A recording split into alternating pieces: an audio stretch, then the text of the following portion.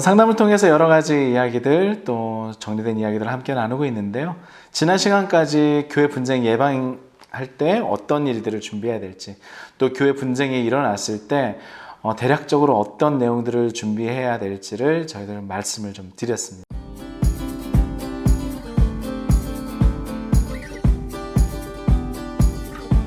오늘은요, 예고편과 같아요. 앞으로 이제 어떤 일들을 또 어떤 내용들을 여러분들에게 말씀드릴 것이다 라고 하는 것 간략하게 말씀을 드리고 진행하려고 합니다. 먼저는요, 교회 분쟁 가운데서 재정 관련 분쟁이 생길 때 어떤 준비들과 어떤 내용들을 확인하는 일들이 필요할지 좀 이야기하게 될 겁니다.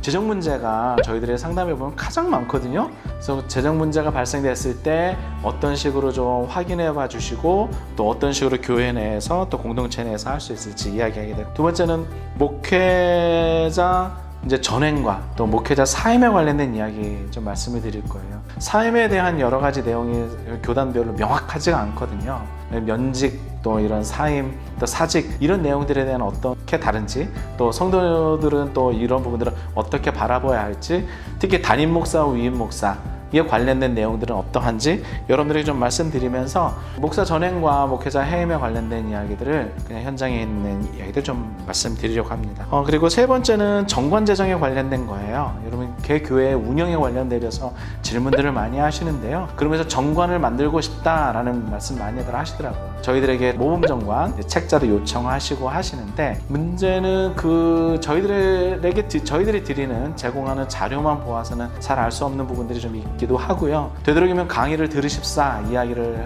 하기도 합니다. 정관 재정에 관련된 여러 가지 꿀팁들 여러분들에게 말씀을 좀 드리고, 이런 방식으로 정관을 재정하세요 말씀을 드릴 거예요. 또 정관 재정뿐만이 아니라 교회 내부적으로 여러 가지 규정과 규칙을 만들거든요. 그래서 정관 재정과 규칙 재정에 관련된 내용들도 여러분들에게 좀 말씀드리고자 합니다. 그리고 다음은 교회 내 오해로 발생해서 저희들에게 상담하시는 경우들이 있어요. 그러니까 감정적으로 뭔가가 좀 엉키면서 또 그 가운데서 목회자와 여러 가지 다른 생각을 가지면서 사실 어떤 사건이 일어난 것은 아니고 오해로 발생되는 문제들, 그런 가운데서 일어난 갈등들은 좀 어떻게 처리해야 되는지, 그리고 교회 변화를 위해서 교회의 어떤 여러 가지 시스템이나 내용들을 전환하고 싶으신 분들도 연락을 주시는 분들이 있습니다. 그런 분들에게 저희들이 드리는 여러 가지 안내, 이 정도 될 것 같아요. 이런 일들을 확인하시고 또 이렇게 해보시면 좋겠다 안내 말씀 드리고자 합니다. 그리고 마지막으로 교회 세습에 관련된 간단한 이야기들 여러분들에게 드리고자 해요. 이런 내용으로 이제 앞으로 교회 분쟁에 관련된 좀 중요하게 여러분들이